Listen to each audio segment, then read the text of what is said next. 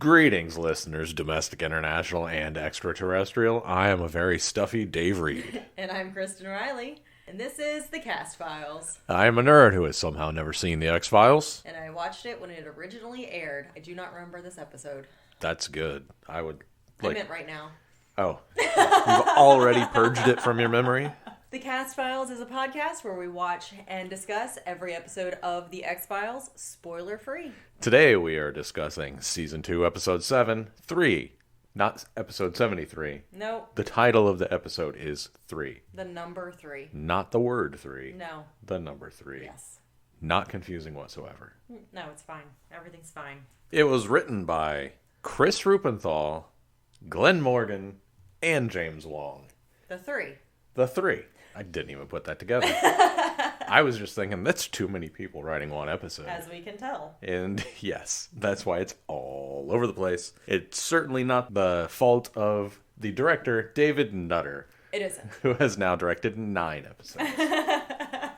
All right. IMDb says, while Agent Scully is still missing, Agent Mulder embarks upon an investigation involving vampires in Los Angeles, subsequently becoming involved with a sultry female vampire who yearns to escape her life. Ooh. Which is not correct. No, she likes doing bonds and stocks. Things that aren't real is what she said, and I was like, but that's blood is real. And she's also not a vampire. If only she had been a vampire and then survived long enough to get into NFTs. She likes things that are not real. It's true. So the cast, we have Roger Alford as Garrett Lore. You may recognize him as the president in Stargate SG-1. Makes sense. He looks like... I called him CEO. He looks like president. Yeah. President CEO. Justina Vale as the Unholy Spirit. She was also in Highlander. Oh, she was also in 4 seconds of this episode. Yep. Harry Reeves as Kristen. She was in Child's Play 3. Huh. Yep. I recognize her now. As I was watching this, I was like, I know her from something. But it wasn't enough for me to pay attention. Right. Frank Military as the Son. He is the executive producer of 140 episodes of NCIS Los Angeles. Good for him. Yep. Nice. Yeah. And Gustavo Moreno as the father has a spotty IMDb. He's been in a couple of things from 1994 to 2009. All right. See? This is his page. Just a few things. So I don't know what else he's doing. He doesn't even have a picture.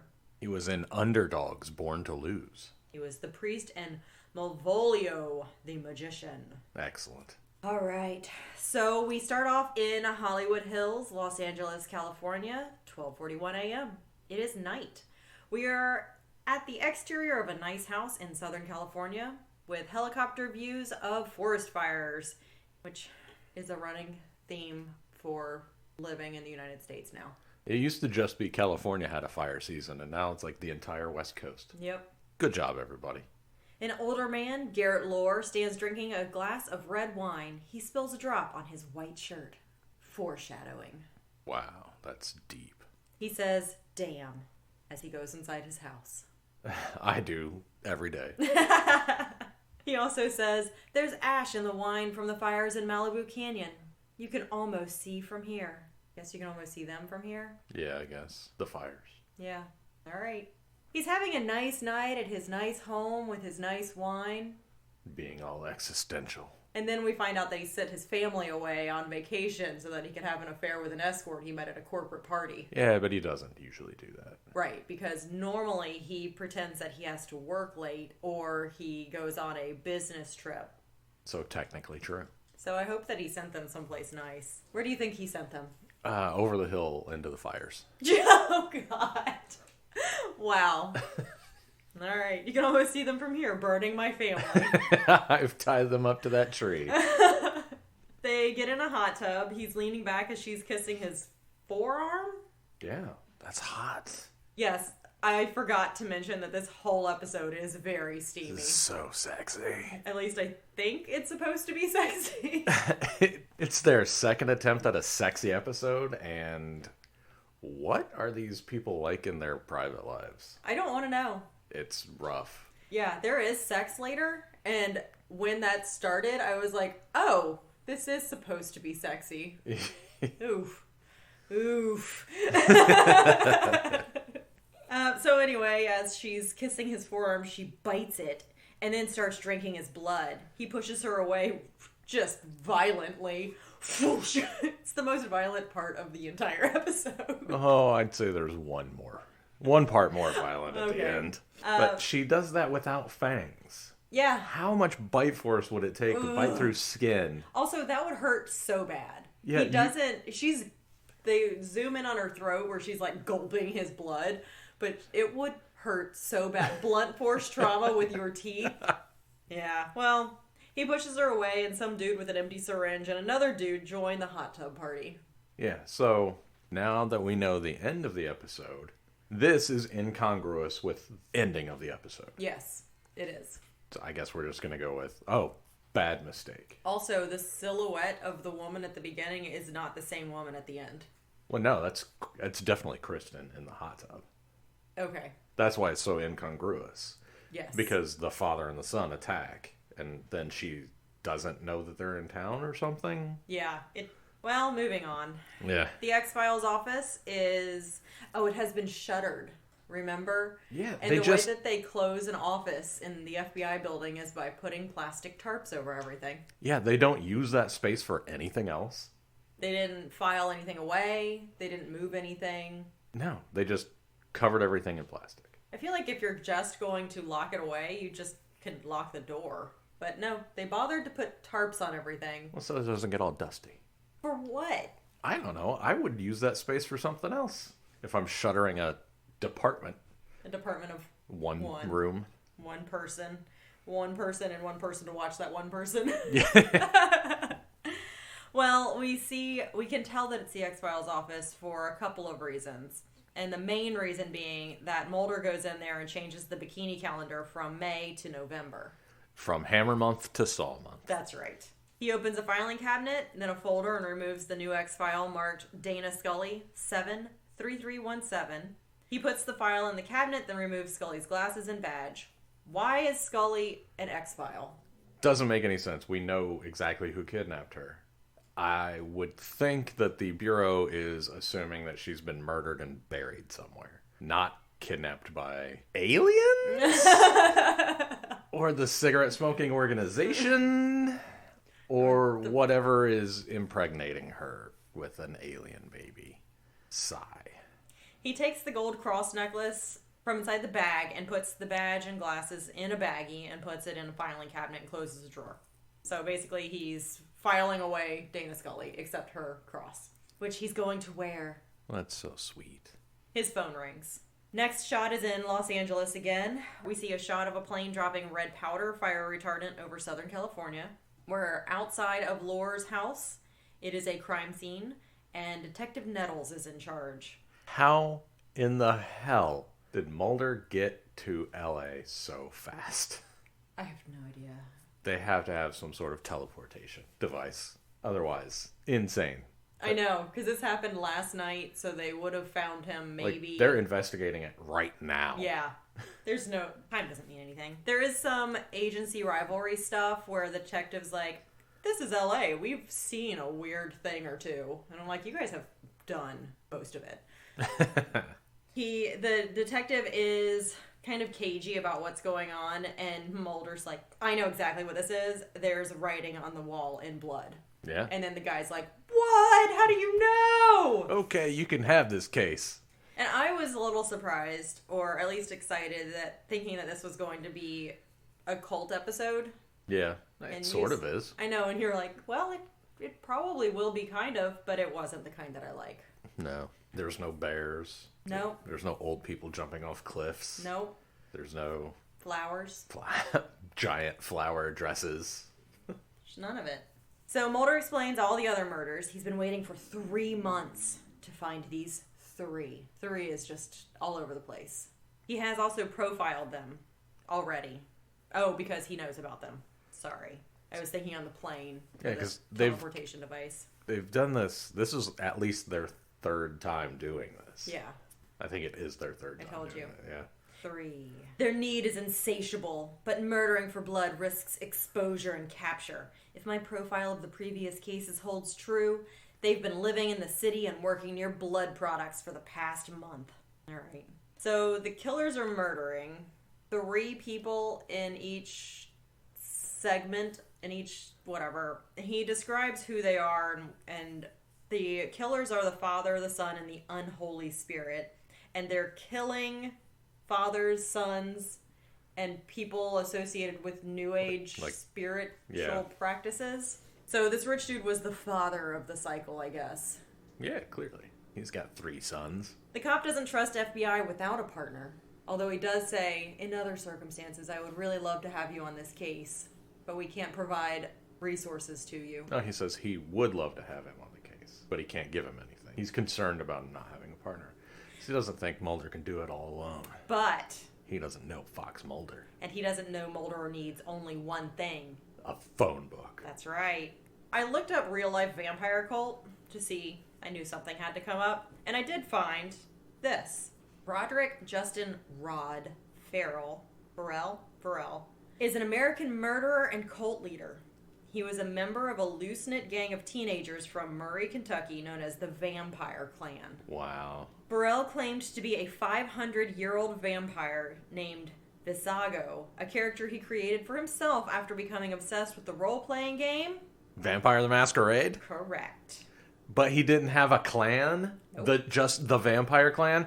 This guy is a fucking poser? Yep. Wikipedia hates women and moms because the next line is, it was his mother, Sandra Gibson, who first introduced this game to Rod. Yeah, that's fine. We introduce our kids to all kinds of games. It was his mother, Sandra, who first introduced him to Monopoly. I literally introduced that to you and Riley. I know. It was such a fine. Anyway, in 1998, Farrell pleaded guilty to the double slaying of Naomi Ruth Queen and Richard Windorf from Eustis, Florida, becoming the youngest person in Florida on death row at the time. He was originally sentenced to death, but Farrell's penalty has since been reduced to life imprisonment. And I'm not going to include how he murdered these 2, but it wasn't like trying to drink their blood. Oh, what a terrible vampire. So basically, the only reason that this is an air quotes vampire clan is because he said so. Wow, nice. Okay. So back to the X-Files. Marty Mulder makes some phone calls. I still find that funny. He is crossing off phone numbers in the phone book with a red marker. Did you notice? I did. It was blood red. It was.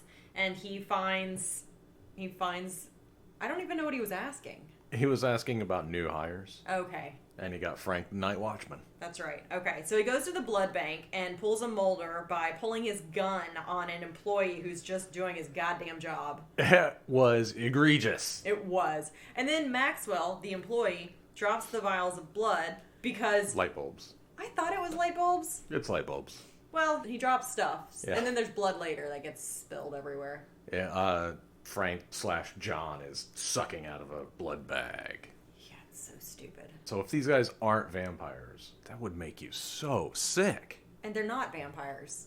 Or they are? Unclear. Yeah, the guy... we'll get to yeah. it. Anyway, Mulder about shoots Maxwell, and then Maxwell apologizes for startling Mulder, the white cop with the gun, and says, you know what? I'll just wait up here. So that's when the Night Watchman, who we will learn is John the Son, comes in and smashes a bunch of stuff. But Mulder gets him anyway. Gets his guy, he doesn't shoot him. He about shoots Maxwell. Well, you know, there's a distinct difference between Maxwell and this guy. This guy's drinking blood out of a blood bag. That's so innocent. Ugh. And Maxwell was carrying a box of light bulbs? Because While black? Yes, while black. Suspect. So now we go to the police interrogation room. John the Son is screaming and writhing on the floor as Detective Nettles and Detective Munson watch him passively. And also me. I also watched him passively. It was pretty brutal. Pretty brutal. Mulder comes in, puts a red filament over the light, and John sucks his own blood or something weird. He says Mulder's the only person he'll talk to, so the other guys are like, fine. they were done in there anyway. Thank you for the excuse. Yes. Mulder says he and the other two, he being John, and the other two, the father and the unholy spirit killed Garrett Lore, which the son denies because, much like snakes and flies, it's not murder. Yeah. It's stupid. It's a stupid scene. The son believes he's not dead and never will be and cannot be seen in a mirror, which is why they smash all of the mirrors, because if you can't see me in the mirror, smashing a mirror makes so much sense. I was rolling my eyes so hard at this point, if you can't tell with my voice. Why couldn't this be cool cult stuff? I'm sorry. The son does say that he's going to be standing over Mulder's deathbed looking just as young. Yeah. And Mulder quips back, it's more likely that I'll be looking in your eyes as you go to the gas chamber. Well, if this guy's not really a vampire, he's not really mentally fit to stand trial. Right. Certainly not to get the death penalty. But when has Mulder ever followed the rules? Yeah. He almost killed Maxwell for no reason. Well, he was startled. That's right. He was scared. Later at dawn, Mulder is holding a roll of aluminum foil because it's silver, I guess? I think that's what he was telling them to for? use to cover the windows. Oh. That's how I took it. All right. Well, John the son is also in the jail cell. I hate those two words together. I can't overdo it. Jail cell. With a long window. The sunlight almost fills the room. John the son is cringing against the last remaining dark wall. Oh, and so Mulder says some stuff, and John says some stuff, and then Mulder leaves, and Detective Munson says, what if he turns into a bat and flies out through the bars? It's pretty good. Which was pretty good. Mulder says, that man is clearly delusional. And I get the sense that not even he believes his claims. For now, we've got to play along with his beliefs. I'm hoping the sunlight will give him an excuse to talk. Which is a fine plan, but also you clearly can tell that he's delusional, so threatening him with the death penalty is probably what an FBI agent would do. Yeah. I do like this statement, though. He's clearly delusional, and I get the sense that not even he believes his claims. For now, we have to play along with his beliefs, which makes me wonder if Mulder is kind of talking about himself. Oh, wow. That's deep. Psychoanalyzing Mulder. Yeah. And if you're delusional and you don't believe your claims, are you delusional? I don't know. I would think no. I would think no also. Yeah. But I guess it depends on if you don't believe your claims but you believe something else. I guess it depends on what else you believe. I don't know. So Detective Munson says, why don't you go back to your hotel and get some sleep? And Mulder, like the cool guy he is, says, I didn't check into a hotel room. I don't sleep anymore. Did he get that surgery? He did. Okay. Yes. It turned out well for everybody else. He's got 24 years before it really catches up with him, though. Seems like it.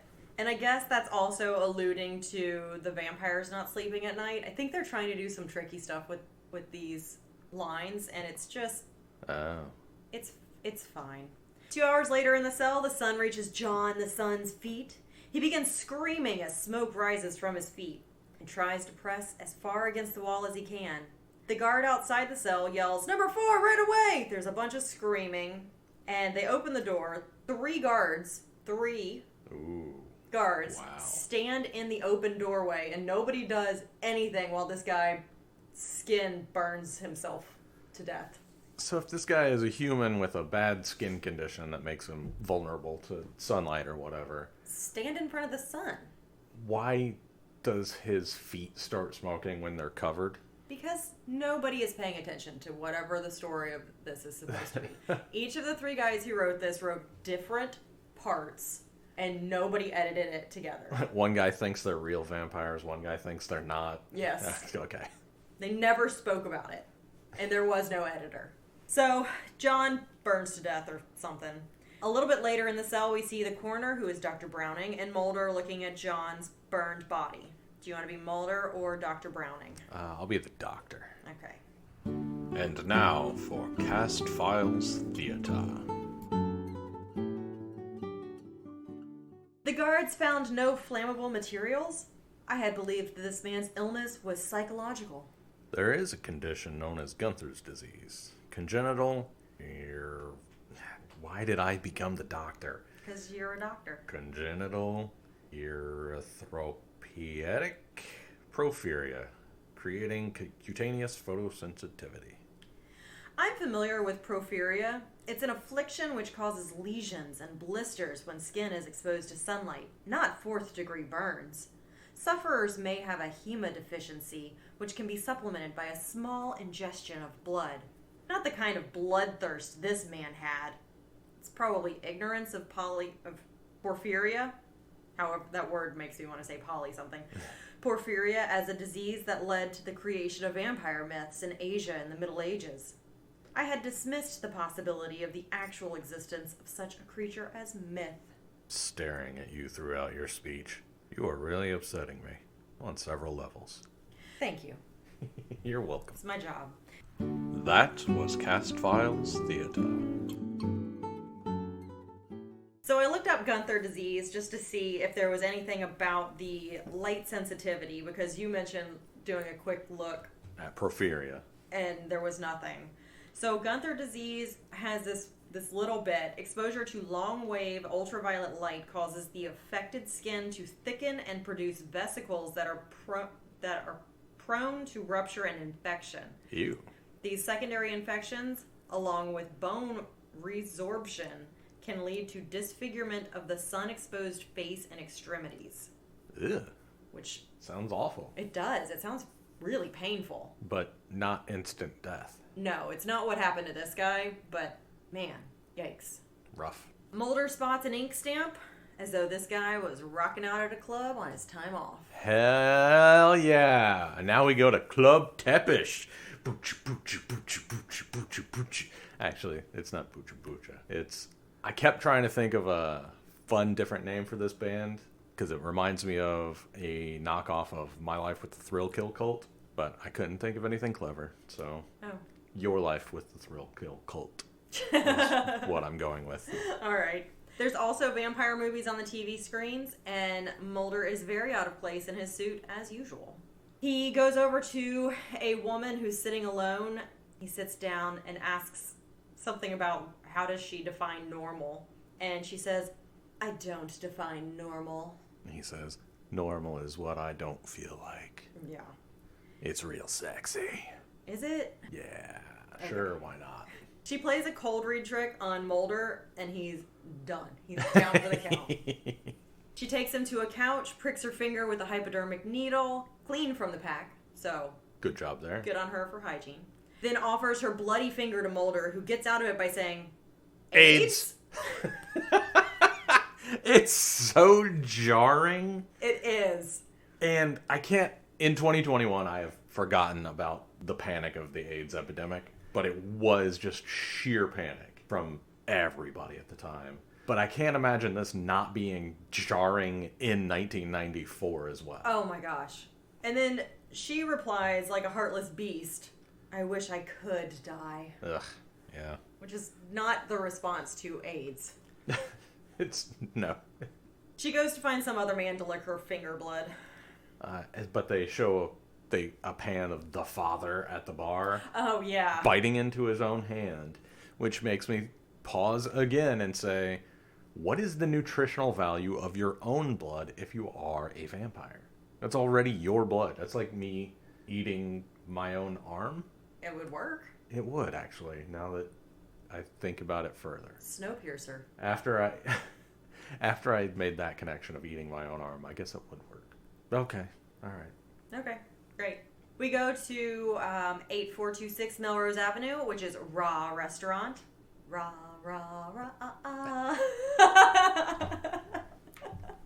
I have that song in my head since I did it the first time. Nice. Over the door is an eagle with a sun. Inside, Kristen, who is the vampire lady from the bar, is standing over the guy she met at the club. He has a line of blood on his chest, like it was squirted from a ketchup bottle. Or a raspberry sauce. I guess so, yeah. Mulder is punched down the stairs by the guy from the club. Wow, you just skipped way ahead. It was so funny. Well, in between that, Mulder is looking through the window and then gets caught. And then tries to run inside. Yes. And then the guy knocks him out. He punches him down the stairs. Down the stairs. And he says, hey, we're consenting adults, you leave us alone. And then Mulder goes, yeah, you're right. Yep. And then just leaves. Or he just lays there the rest of the night. There's a lot of peeping Toms in sexual situations here. Yeah, whatever Mulder decided, he decided not to follow up on the guy that he knows is about to get murdered. Yeah. He's like, that guy punched me. He deserves it. Yep. So then the guy goes back inside looking for Kristen, saying it's his turn. But twist. She and the father, I'm assuming, puppy pile on him. Well, I think we're supposed to believe by the end of the episode that she left as soon as Mulder caught them. Right. Because otherwise, it's so messy. It is. Whatever. So later at the same restaurant, which is now a crime scene, the guy is dead on the floor. Surprise. The murderers cut off the power and the phone. It fits their MO. Okay. Right, sure. Everyone wears gloves, finally. It only took 2.5 seasons nearly. 1.5 seasons nearly. It was the jarring AIDS conversation. Now that AIDS has been acknowledged, we all have to wear gloves. Mulder finds a broken compact and what I thought was a vial of blood, but then you were right. He didn't pick it up, so I don't know what it was. Something under the... Yeah, no clue what that was. They find purple underwear and raspberry sauce. And also the bite marks are human and made by 3 different people. So they found a third.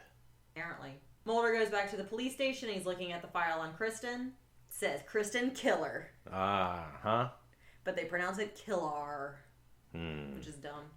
We have her current address. She is female. Hair. Blonde. Eyes. She's blonde? Know what that is? Or is that eyes blue? And then they skipped hair. Oh, ew, who knows? I don't know. She's not blonde. She's brunette. Anyway, she's 5'8" and weighs 100 pounds, which is real skinny. Yeah, 5'8"? Yeah. Huh. That's real skinny. Anyway, they also find 2 previous addresses in Portland and Memphis, which is where Mulder had said the other murders had happened. So, bum, bum, bum. Whoa. In case you didn't know, she's a suspect. Wow. Which is probably why there's a file on her. Yeah. But he does point. Mulder looks at the files of the murders that were committed in each of those cities, and he says, the unholy spirit. And I said, why would she bother changing her home address every 3 months? That's a lot. It is. And you know how long it takes to catch up on all that paperwork? She gets a job real easy, though. Yeah. Every new place? Immediate. Wow. Job market in 1994. Quite different. So they go to Kristen's house, which is a fucking mansion. Pretty big. That's why she keeps getting new jobs. They keep offering her a lot more money. Mulder and the team of police arrive. The house is furnished for someone who moves every few months, and it's huge. It is sparse. It is furnished though. If you look, there's valances, there's drapes, there's all the last things you usually put up. But I guess if you're a vampire, you have to put up drapes. Oh yeah. Because the sun will kill you. Detective, I put raspberry sauce on ice cream. Brings out vet needles. Because that's what he said back at the Raw restaurant. Yeah. I've been putting that on ice cream. Not bodies, I guess? Not spilling it on the shelf? Yeah. Nothing about this episode is clear. No. But yes, so there are vet needles that are found in a box in her house. And Mulder discovers that the fridge is off, but there is blood bread fully baked in the oven. And he opens it with his gloved hands, and it is just... There's a pool. There's a pool of blood. In the middle. It's actually raspberries. It looked like there were actual raspberries in it. But it's supposed to be blood bread. Yeah. And he says, she's gone, she's not coming back. And then he hides it, his bloody gloves, and the bread, from everybody. And they all leave, except for Mulder. It's so confusing. Yes. As to why he's hiding evidence. How did he figure out, she's not in on it? He says something about in some sort of story. I can't remember if it's a myth or a... Yeah, you bake the blood into the bread to protect yourself. Right. So I guess, she's protecting herself. She must be okay. She must be a good guy? You know you can be a bad guy and protect yourself. No, you can't. You can. No. Yeah. Okay. Also, where did she get all of that blood? Whose blood is it? It's still a lot of blood. It is. And she has all the needles and the snake bite kit thing to extract blood from people. Yeah. There's nothing in this scene that suggests that she's not one of the three that are killing all these people. Nothing. Absolutely nothing. But Mulder jumps to that conclusion. Yes. And then later that night, at 2:15 a.m., Kristen comes to the house. She takes her hair down and notices Mulder sitting in the foyer. His tie is gone. His shirt is partially unbuttoned.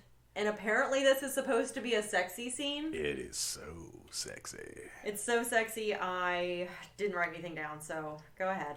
It's a very long scene. She asks him. She holds up Scully's cross necklace and says, "Are you trying to repel me?" Ugh. I forget how he responds, because it's not interesting. She None says, of it is. "You'd better go get cleaned up." And she has a men's razor for him to shave with. But no mirrors. But no mirrors, because I don't like the way I look. Even though it's established that she is an attractive woman. Uh-huh. And so she sexily shaves him. Except immediately she cuts his face. But that's because she's a vampire and she has to see the blood. And she said something down in the kitchen before she tells him to go get cleaned up. She talks about her abusive childhood her abusive relationship and how her abusive relationship as an adult got her into blood sport, which is part of the kink community, and not how that usually works. So X-Files is doing a terrible job with the kink community. Oh, shocking. Right. Because that's all about consent, not punching each other in the face. Well, but the Jean-Claude Van Damme movie Bloodsport is all about punching each other in the face. I guess that's what she's talking about. Oh, you know what? Maybe I was wrong. Yep, I'm glad you can admit it. She wasn't talking about kink Bloodsport. She was talking about Jean-Claude Van Damme Bloodsport. Okay, I don't know much about that. Okay. So I can't remember which one that was. so you also don't know much about it. But in my mind, it's the one with Chinese Hercules who's... he's calling his shot. I'm going to beat you up with my elbow and my fist. And then in the next one, it's like my knee and my foot. And he's just calling him, these are the weapons I'm going to use on you. And then they wrap their arms and forearms in rope and then dip them in honey and then glass and then punch each other. That might be a completely different movie, but that's the only Jean-Claude Van Damme movie besides Time Cop that I remember. Well, that sounds more interesting than anything that happens in this episode. Yeah, it is. It's cool. So after all of that, because she couldn't be a bad girl without having abuse in her past, naturally. Natch. So that's when they go upstairs and Bone. Yes. When they started making out, I was genuinely shocked because none of this was sexy at all. No, she was shaving him. Like she's never even shaved herself. Yes. I was like, that's... What? No, it's not how you hold a razor. I thought the same thing, and I don't shave my face. I don't shave your face. We could try it if you want. It'd be all sexy. Yeah? Yeah. And then if I cut you, do I have to lick your blood? You gotta put it on your finger first and then try it. And then I hope, no, this doesn't make you happy. If you did that, then I would just lick your face. Well, with the shaving cream all over it. It would be a bad move, but... Sexier than... I would still be like, you're stopping me? Nope! It wouldn't be sexy at all in any way. So it'd be a lot like this scene. Yes, Okay. and we also need, if we're going to recreate this very unsexy scene, we need to get some real sweaty guy to stand outside our window. Okay. Just have Riley do the erg. Get all sweaty. And then watch me lick shaving cream off your face. Perfect. Gross. Also upsetting about this scene is my sweet baby boy was looking good with the stubble. And then he shaved. And I'm upset. He was looking rugged. He was looking handsome. Still needs to learn how to use product. They blow-dried his hair to just... It was so styled, but poorly. It was styled wrong. Like, it wasn't like this last season, was it? No. Okay. No. I'm glad I'm not imagining that. It's weird. So, they bone down, and then at 5:47 a.m., Kristen is walking through the house. She has changed her shirt. Yeah, she's going cash. Yes. Suddenly, John grabs her and puts his hand over her mouth. She struggles. He is so sweaty. This is the part where I think maybe it's not worth it to be a vampire. Live forever, but have to be this sweaty all the time. So sweaty. She, not sweaty. Her hair's not even mussed. Nothing. What if a priest blesses your sweat? Write that down and put it in a movie. That would be amazing. Okay. Copyright. Wow. That's mine now. I am here for that. I want to see it. I want to see it so bad. I want to see it as bad as I want to see Santa Jaws. The movie I just discovered was a movie. All right, so he's very sweaty. He's attacked her in her house. He says that he watched them have sex. I waited until you finished. Yes. Ugh. Then he threatens her life and tells her he loves her because... That's how you do. And then he tells her to kill Mulder. So here's a side question. What do you think John smells like right now? Remember, he burned to death. Yeah. And now his skin has come back, but he's still bloody. Did you notice he's bloody? He's got like some scarring on the one side of his face. So he's not quite fully healed, I guess. And when he was looking in the window, we had a timestamp of around 2 a.m. And now it's almost 6 a.m. So he's been this sweaty for at least 4 hours. And we know he burned to death. Or, yeah, his skin all burned off. And he's been standing outside, we assume, where there's fires everywhere. So there's smoke all over. What do you think he smells like? Either delicious or sweaty. Or B.O. Either good smoked meats or B.O. Yeah, because I doubt he had any deodorant anywhere. Why would he? He's not alive. He is sweating like he's alive. I don't...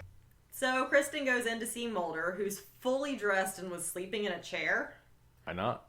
It's usually not where you fall asleep after. He's not a cuddler. He's like, all right, get off me, woman.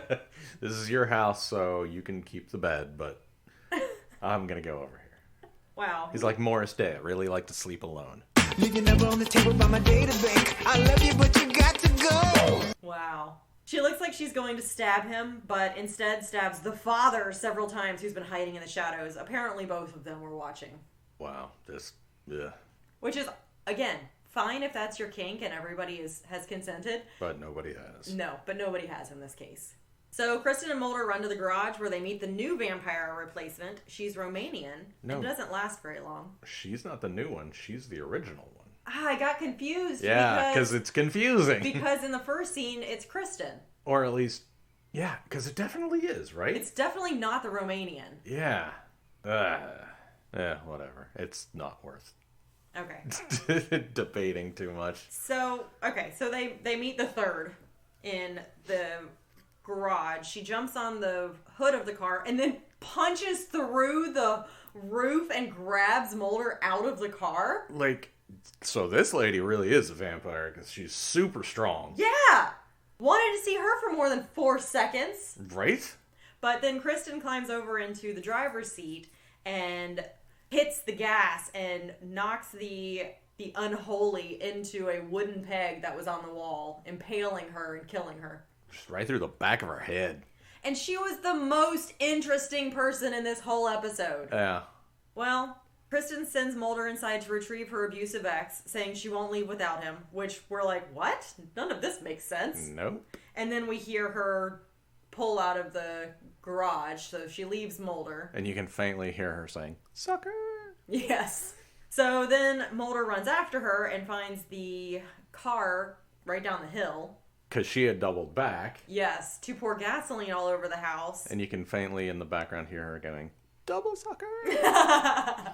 And as Mulder is standing by the bloody car, because that's the car that hit the other vampire or person or whatever. Yeah, that's when all of the nitroglycerin that she's been hiding in her walls catches fire. Yes.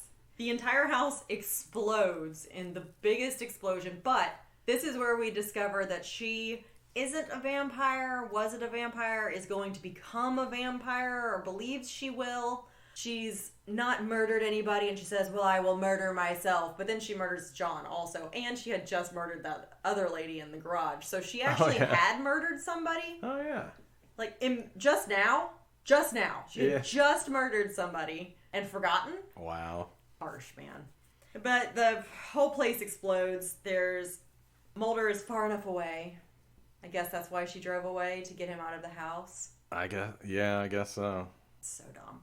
Later, there's a fireman who approaches Mulder, who's sitting on the grass nearby the burned down house. The fireman says, "I'm sorry, we found 4 bodies, all dead." Mulder asks about the remains, and the fireman says, "The fire was extremely hot. It's just ashes and bones." And that's when Mulder reaches into his collar and pulls out Scully's cross necklace and looks at it. He holds it tightly as he looks off into the distance. You notice all the trees were gone too? Yeah. So that explosion in the fire, destroyed all the trees that were there previously? It's so dumb. All of it's terrible. It was an absurd enough episode that, I enjoy absurd things. So I can't say that it's a good episode, but I can say I was mildly entertained by it. You did like it the first time that we were watching it, and I didn't like it either time. Yeah. It's really absurd. So is there anybody worth shipping? No, none of these people need to be in relationships. They all need to go to therapy. I'm going to... Mulder needs to think about his lifestyle, actually, because he's willing to have sex with a known murderer who then he's decided is not a murderer, who then we find out the next day is a murderer. But she hadn't murdered until after they had sex. Well, she was there when they killed the guy in the beginning. What? Was she? Oh, shit! And she killed the father. So by the time... But he's a vampire, so he wasn't. By the time the son said, "You've never killed anybody," she had killed 2 people. But in the house. They were vampires, and they can't be killed by somebody who's not a vampire. That is what he believes. So, or doesn't believe. Or she believes too, because she stabs the father, and then she says, "He's not dead." Right. Are they all delusional, or are they like Mulder said, and delusional but don't believe themselves? So nobody. Oh, I was gonna say Mulder needs to investigate why he's willing to sleep with a murderer and then not stay in the same bed but stay in the same room. Like, if he was just gonna fuck all the way off, fine. But he didn't. He fell asleep in the chair. Yeah, because he's gonna protect her from the chair. Oh, okay. Thank you. I was about to say from what? That's not how I meant from the chair, but I like your interpretation. He doesn't protect her from anything else, but that chair doesn't ever get a chance. Doesn't get to her. Nope. So he did a great job. Who are you shipping? I guess Detective Raspberry Sauce and his partner. Oh, they might have some food play in their future. Just to throw something out there. Okay. You know what? He did seem interested in trying it. Yeah. So I hope his partner's receptive. Me too. Who are you shipping? Nobody. They all need to go to therapy. Okay. Or they're dead, one or the other. How are you surviving? Oh, man. I guess by not going home with anybody from the club. I gotta say, Club Tepish looked pretty awesome, though. I would have frequented that place in the 90s. The music volume was great for conversations. Yeah, very respectful. It was like a coffee house volume where it's just enough so that you're not overhearing everybody else's conversations, but it's low enough for you to not have to yell at the person that you're sitting next to. Even though in those scenes, Mulder and Kristen were all up in each other's faces. Yeah. I hope everybody has because it was preference. sexy. Or Banaka. Remember Banaka? Yep. How are you surviving? I am surviving by not being a believer. Because they need the blood of a believer. And I don't believe any of this shit. So I think I'm going to be fine. You know what? I like the idea of the blood of a believer instead of the blood of a virgin. Because that's so boring. And also, you could just go after children. Yeah. Children will believe anything, too, though. All right. Well, are you saying children are dumb? Dumb babies. All right. What have you been looking forward to this week or enjoying? Oh, man. I'm going to enjoy Santa Jaws. And what are you looking forward to? Well, I've been converting one of my 3rd edition D&D characters to 5th edition. And it's been fun because I have to homebrew a bunch of new stuff since he is a deity. Yep. And he is a deity because I role-played him into that. I didn't give him that. I took this guy from 1st level to 23rd level. That's pretty awesome. And godhood. And godhood. Like role-playing. It's a long time role-playing a character. Yeah, that's why I'm so attached to this I character. can tell. I've been role-playing Millie for a couple of weeks, and I'm like, Millie's my favorite person in the whole world! Yeah, Ian was my favorite character I ever did until I created Josefina for Vampire. Oh, yeah, that was good. But then we kind of abandoned Vampire, so back to Ian. Yep. But that's about it right now, until I'm looking forward to this year ending. That would be great. It will. Eventually. Yes. A couple weeks after this episode drops. Yeah, I can't remember when this episode's going to drop, so we might be getting real close. Yeah. That would be nice. Well, have a good Christmas, everybody. We could do some math and see when this is going to drop, but let's just assume it's the Wednesday before Christmas. Merry Christmas, everybody. Isn't it next week? No. Oh, it's not? No, it's actually the week before Christmas, though. Yeah. Like the week before. Bad Math with Dave. Yay! Bye. The Cast Files is produced by Kristen Riley and Dave Reed. Edited by Dave Reed. You can find us on Twitter at Cast Files. You can find me on Twitter at Dave Reed. That's DaiveReed. You can email us at thecastfiles. That's the with 2 E's at gmail.com. If you could please go rate and review us on Apple Podcasts, give us 5 stars, and tell us that we are doing phenomenal things. Artistic, wonderful things. We are raising the bar on podcasting. We would love you forever for that. We have a TeePublic store. You can go buy t-shirts and stuff there. Music by House 6. Logo by @OokaArt. That's OOKAART.